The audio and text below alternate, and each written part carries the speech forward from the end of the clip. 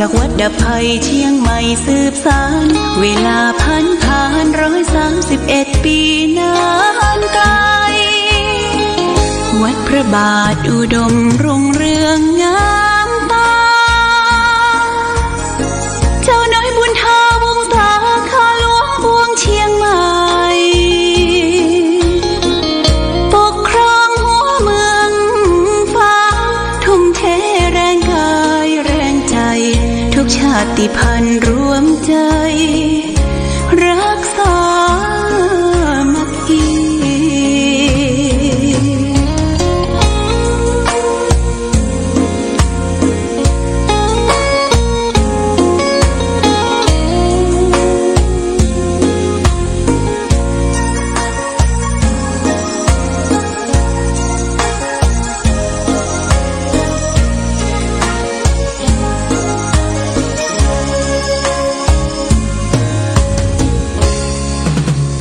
เป็นวัดร้างโบราณสืบสาน2524พระมหาราชครูเกษราปัญญาปรมาติกาจารย์จากวัดดับภัยเชียงใหม่สืบสานเวลาผ่าน131 ปีนานไกลวัดพระบาทอุดมรุ่งเรืองงามตาเจ้าน้อยบุญทาวงศาข้าหลวงปวงเชียงใหม่ปกครองหัวเมืองฟ้า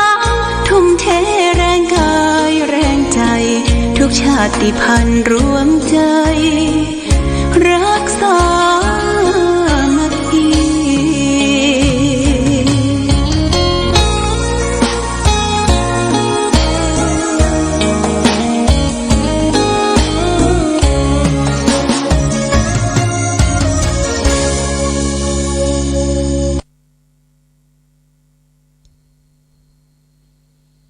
เจริญสุข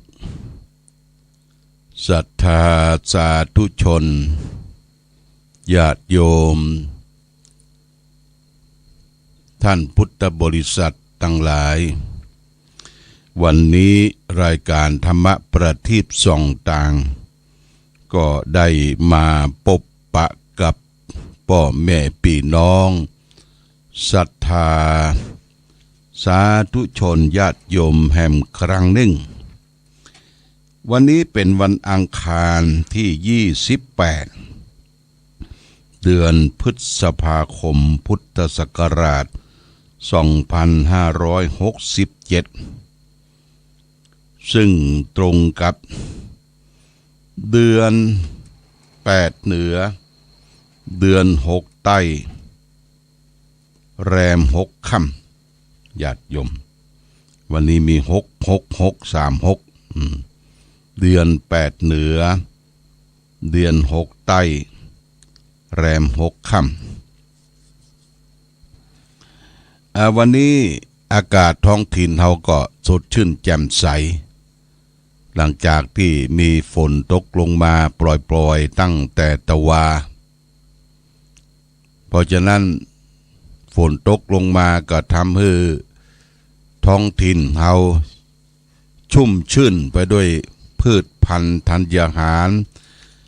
ข้าวกล้าไร่นาก็จะเริ่มปลูกเริ่มฝังกันเดือน8และสิ่งสำคัญที่มากับฝนนั้นก็คือพวกยุงญาติโยมนะยุงเนี่ยเกิดขึ้นมายุงน้อยๆหัวงอกยุงเกิดขึ้นมาตามน้ำที่มันไปตกไปขังไว้เป็นภาชนะเป็นยางรถยนต์เป็นอ่างน้ำเป็นภาชนะรองรับเกิดขึ้นได้เวยได้เร็วเมื่อยุงเกิดขึ้นแล้วก็เพราะลูกเพาะยังออกมามีหน้าที่ที่จะไล่ไปกัดไปซับไปตอดผู้คนอย่างที่บริเวณวัดพระพุทธบาทอุดมสำนักปฏิบัติธรรมเนี่ยญาติโยมนะก็รองบอกทางเทศบาลมีโอกาสก็มาพ่นหมอกควันกันเพราะว่ามันนัก นักละเฮาเตียวไปมาออกกำลังแข่งกำลังขาเดินวอกไปมานี่มันก็มาซับมาตอดมาจี้ตามรอบริมกำแพงที่มันมีหญ้ามีอย่างอุกรกขึ้นมานี่ก็ยุงเกิดขึ้นญาติโยมบ้านเฮาที่ไหนก็เหมือนกันเด้อถ้าญาติโยมถ้าเกิดเป็นโรคไข้เลือดออกนะโรคไข้เลือดออกไข้จับสั่นก็แจ้งอสม.และแจ้งสาธารณสุขของตำบลรับทราบ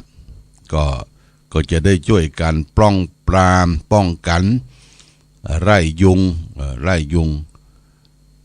ที่มันเกิดขึ้นมากับสายฝนที่ตกมาก่อนในช่วงสัปดาห์ที่แล้วฝนก็ตกลงมาอย่างดีนะญาติโยมแล้วก็มีน้ำขังเจิ่งนองที่ต่างๆพวกยุงพวกหยังก็มาเพาะไข้ถ้าเป็นไข้เลือดออกไข้จับสั่นนี่ก็ต้องระมัดระวังนะไข้ก็คือหนาวสั่นโยเนี่ยจะต้องไปโรงพยาบาลเว่ยๆแล้วเหตุเกิดที่ไหนก็แจ้งอสม.ในเขตของบ้านท่านทั้งหลายอาสาสาธารณสุขประจำหมู่บ้านอสม.นะญาติโยมท่านสาธุชนอันนี้ก็คือเรื่องของยุงเป็นสัตว์ที่ร้ายกว่าเสือยุงร้ายกว่าเสือนี่เป็นตัวโตตัวใหญ่แต่ปัจจุบันเสือก็ไม่ได้อยู่ละตามแพะตามป่าแต่อยู่ในกรงมดอยู่ในกรงมดอยู่สวนสัตว์อยู่ในกรงแต่ยุงยังปล่อยอยู่ทั่วไปนะญาติโยมเขาก็ต้องช่วยกันช่วยกันปรามช่วยกันดูแลพ่อกอยความเป็นอยู่ของพี่น้องประชาชนบอกว่าในเขตเทศบาลบอกว่าในเขตองค์การบริหารส่วนตำบลดูแลสาธารณสุขของเทศบาลของตำบลโดยอันนี้เพื่อความอยู่เย็นเป็นสุขของพี่น้องประชาชนว่าบ้านเฮาเมืองเฮาเป็นบ้านที่พัฒนาแล้วก็คือเรื่องความเป็นอยู่เรื่องการที่อยู่ที่กินที่อาศัยก็ต้องปฏิบัติตามหลักสุขวินัยสุขวินัยของแต่ละชุมชนแต่ละหมู่แต่ละคณะจะอยู่ด้วยกันด้วยความเป็นสุขนะอันนี้ก็ขอฝากไว้วันนี้วันที่28พฤษภาคม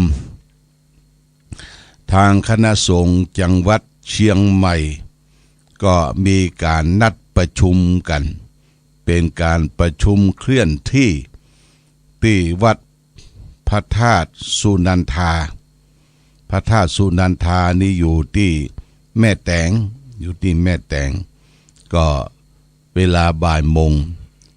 สัก9 โมงอาตมาก็จะได้เดินทางไปร่วมประชุมคณะสงฆ์จังหวัดเชียงใหม่ได้นัดแนะกันประชุมที่วัดพระธาตุสุนันทาตำบลแม่หอพระอำเภอแม่แตงในวันนี้เวลาบ่ายโมงก็แจ้งญาติโยมท่านสาธุชนทั้งหลายรับทราบวันนี้ได้มาพบกันก็จะเอาคลังธรรมสารธรรมมาฝากคือแก่ศรัทธาญาติโยมวันนี้เอาเรื่องจตุปุครกถานี่ว่าด้วยบุคคล4 ประเภทที่พระพุทธเจ้าตรัสไว้ในพระไตรปิฎกเล่มที่28หน้า101คุตกนิกายชัตกนิบาต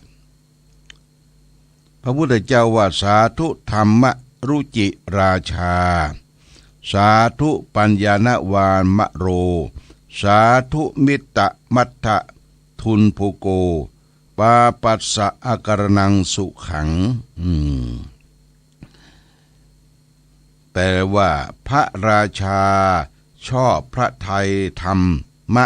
จึงจะดี นรชนผู้มีปัญญารอบรู้จึงจะดี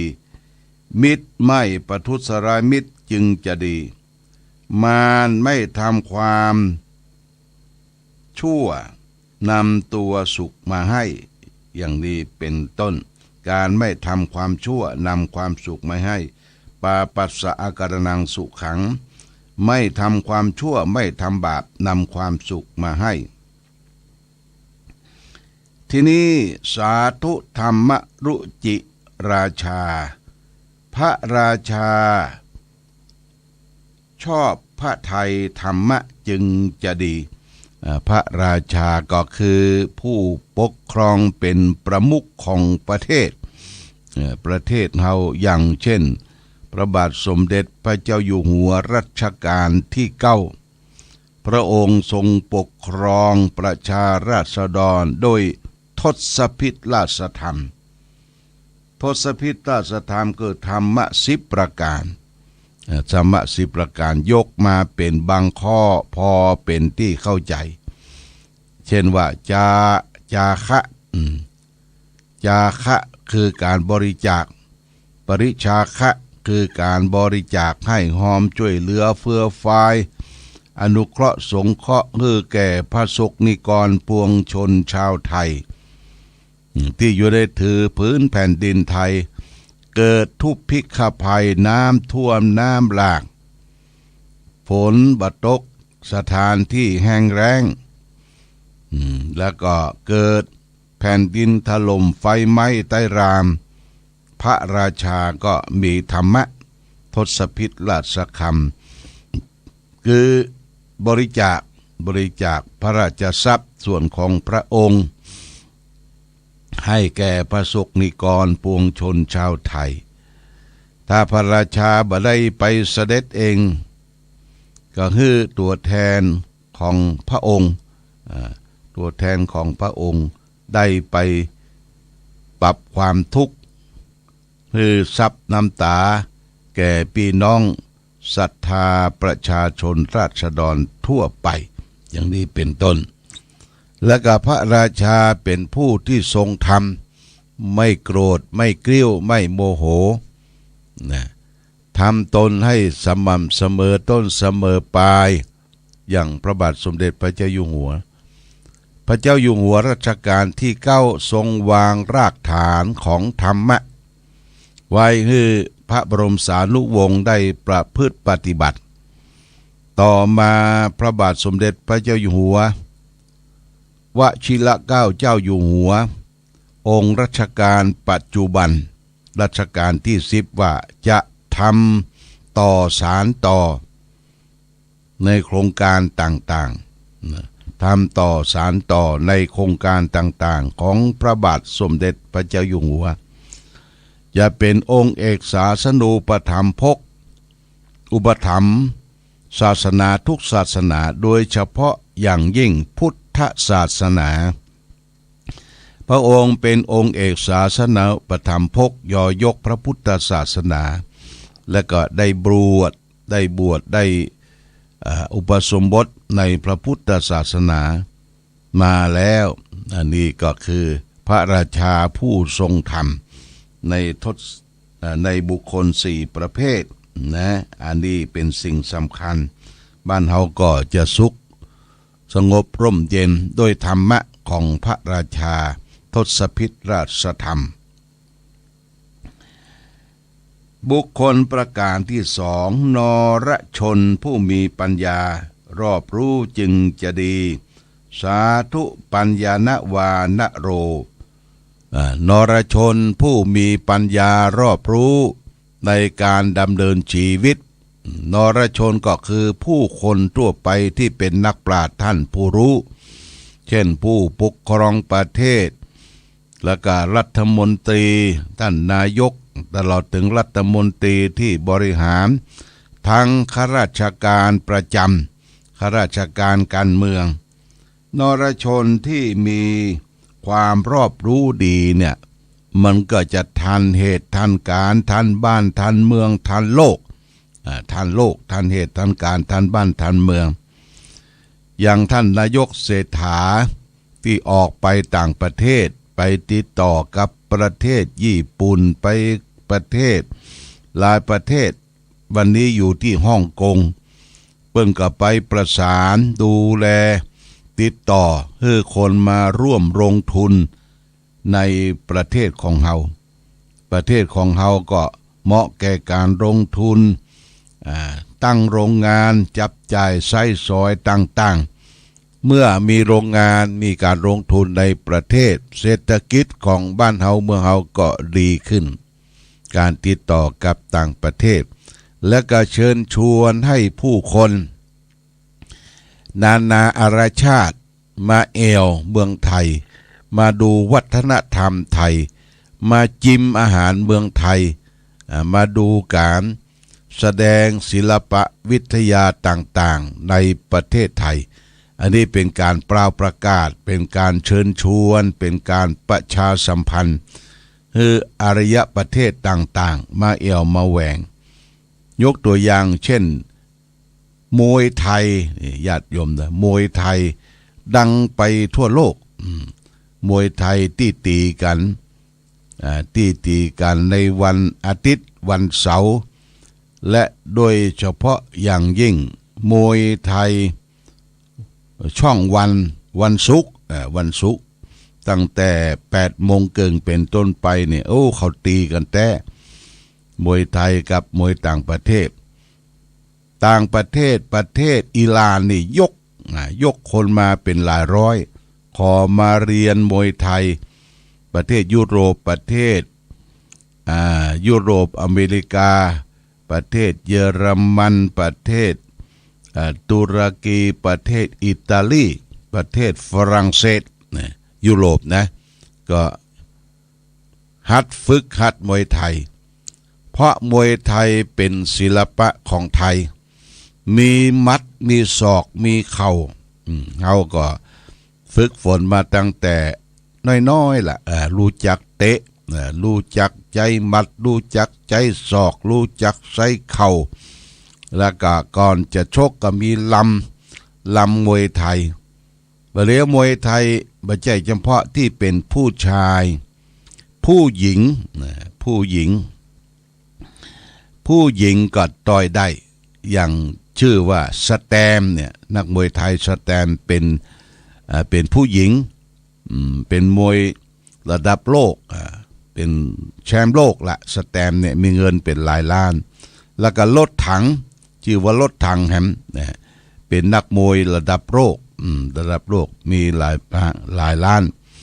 เพราะฉะนั้นมวยไทยจึงเป็นสัญลักษณ์ของการประกาศวัฒนธรรมประเพณีการต่อสู้ซึ่งครบเครื่องนอกประเทศอาจจะมีคาราเต้อาจจะมีมวยปล้อมอาจจะมีมวยสากลแต่มวยไทยนี่เป็นมวยอันตรายญาติโยมใจได้หมดศอกเข่าศอกกับจระเข้ฟาดหางอันยังมีหมดครบทุกเรื่องของมวยไทยจึงเป็นที่เชิดหน้าชูตาแก่อารยประเทศที่มาศึกษามาร่ำมาเรียนอันนี้ก็เกิดจากนรชนผู้มีปัญญารอบรู้เปล่าประกาศเชิญชวนให้มาดูเมืองไทยและก็เมืองไทยเฮาเป็นเมืองที่ร่มเย็นเป็นสุขบ่มีค่าศึกบ่มีที่จะรบราฆ่าฟันกันอยู่กันแบบชันพี่ชันน้องแต่ก็มีเฮาว่าบ่มีลบราฆ่าศึกก็มีเป็นบางส่วนบางที่อย่างทางภาคใต้แล้วก็โจรขโมยยังก็มีอยู่แต่ก็มีข้าราชการตำรวจผู้พิทักษ์สันติราษฎร์ดูแลผู้พิทักษ์สันติราษฎร์ดูแลนี่ตำรวจไทยเก่งญาติโยมแต่ว่าวันซืนนี่เขาเสียทองตก49 บาทตาเงินเป็น20 ล้านนะ2 ล้านปลายเนาะ49 ล้านเนี่ยก็ตกได้6 วัน 5 วันเซาะจนปะประเดี๋ยวมันมีกล้องจับกล้องว่า ทองตกที่อันเวลาตะอันเพิ่งก็เอากล้องมาฉายมาพอมารีเลย์พอรีเลย์พอว่าโอ้รถที่ไหนสนไปขณะนั้นมีรถไผ่ผลปรากฏว่ารถแท็กซี่แล้วก็เก็บได้เก็บทอง49 บาทแล้วก็รถแท็กซี่คนนี้คนแท็กซี่ก็เอาทองไปขายให้2 บาท2 บาทได้เงิน 80,000 กว่าบาทแล้วก็ยังฟ้องเอาไปขายย่ำมาเอาไปเสนอเปิ้นว่าของที่ตกหายเป็นของมีเจ้าของแท็กซี่ก็บอกว่าเอาไปขายมันจะเป็นของแท้ว่าของปลอม นะญาติโยมยังถูกดำเนินคดีอยู่นะของที่ตกหายถ้าเปิ้นประกาศว่าเป็นของที่มีเจ้าของเนี่ยญาติโยมต้องเอาไปคืนเจ้าของทองเปิ้นก็บอกว่าไผเก็บได้ฮื้อรางวัลป่านฮื้อ100,000 บาทแต่บ่ได้เอาไปคืนฮื้อเจ้าของเปิ้นประกาศแกก็บอกว่าบ่ฮู้บ่ทราบที่ตั้งบ้านก็บ่มีโทรศัพท์บ่มีโทรทัศน์ดูข่าวสารก็แก้กันไปอันนี้ก็ต้องผิดนะญาติโยมเพราะว่าเปิ้นประกาศแต่ว่าของมีเจ้าของทุกสิ่งทุกอย่างบอกว่าตกตามถนนหนทางตกในวัดวาอารามมีเจ้าของทั้งนั้นญาติโยมจะต้องเก็บของได้ต้องเอาไปยื่นไปเสนอถ้าในวัดก็เอาไปให้เจ้าอาวาสหรือพระภิกษุสงฆ์อยู่ในวัดถ้าเป็นนอกเขตที่ไหนก็เอาไปให้ตำรวจประกาศหาเจ้าของเมื่อว่าเจ้าของถ้าเฮาละเมิดเฮาเก็บงำนั้นไว้เปิ้นสืบเสาะได้มลูนเฮาจะมีโทษมีตาเพราะว่าได้ไปขโมยของคนอื่นที่มีเจ้าของอย่างนี้เป็นต้นนี่นรชนผู้มีปัญญารอบรู้จึงจะดีคือรอบรู้ทุกสิ่งทุกอย่างดำเนินชีวิตอยู่ร่วมกันข้อต่อไปสาธุมิตตานะมัตทุพโพมิตรไม่ประทุษร้ายมิตรจึงจะดีมิตรที่เป็นเพื่อนเป็นพวกเป็นพ้องอยู่ร่วมกันชั้นพี่ชั้นน้องถ้อยทีถ้อยอาศัยให้อภัยซึ่งกันและกันอยู่ด้วยกันแล้วก็ประพฤติข้อมองใจซึ่งกันและกันรักกันรักใคร่กันยอมทุกสิ่งทุกอย่างแม้กระทั่งชีวิตก็ยอมตายแทนได้แต่มิตรที่จริงมิตรจะไม่ประทุษร้ายจะไปหักหลังกันจะไปแต่งกันตั้งหลังจะไปแต่งกันตั้งหลังหลายครู่หลายท่านมิตรเนี่ยทรยศต่อมิตรเช่นว่ามิตรมีเมียงามคนที่เป็นเพื่อนเป็นฝูงก็ไปละเลมเปิ้นทั้งที่เป็นมิตรกันเนี่ยไปละเลมเมียเปิ้นไปหยอกไปเย้าทำให้บ้านแตกสลายขาดเนี่ยมิตรจะต้องไม่ประทุษร้ายมิตรจึงจะดีนะมิตรร่วมสุขร่วมทุกข์มิตรข้อคิดเห็นมิตรอยู่ด้วยถ้อยทีถ้อยอาศัยกันประการสุดท้ายปาปัสสะกรณังสุขังการไม่ทำความชั่วนำสุขมาให้ความชั่วนี่เป็นบาปญาติโยมเป็นบาปเป็นลามกความชั่วทางกายความชั่วทางวาจาและความชั่วทางใจเมื่อเราทำบาปความชั่วเกิดขึ้นในจิตในใจจะเป็นมรมนทินเป็นความเศร้าหมองเป็นความทุกข์เกิดขึ้นผู้ที่ไม่ทำความชั่วทางกายวาจาใจบุคคลนั้นจะนำความสุขมาให้ความชั่วทางกายก็คือการฆ่าสัตว์ตัดชีวิตลักเล็กขโมยน้อยยิบฉวยของบุคคลอื่นประพฤติผิดในกามสิ่งที่รักสิ่งที่ชอบใจเป็นผัวเป็นเมียของคนอื่นเนี่ยกระทำความชั่วทางกายกระทำความชั่วทางวาจาเป็นคนอู้ปดมดเท็จอู้หลอกอู้รวงเก็บหาสาระบ่ได้พูดส่อเสียด ให้คนอื่นได้แตกได้ร้าวกันพูดคำหยาบคำหยาบฟังแล้วมันบ่เพาะหูบ่ลื่นหูเป็นคำกระโชกโหกห้ากคำคิงหาบาไอไตสิ้นใจพานี่คำหยาบ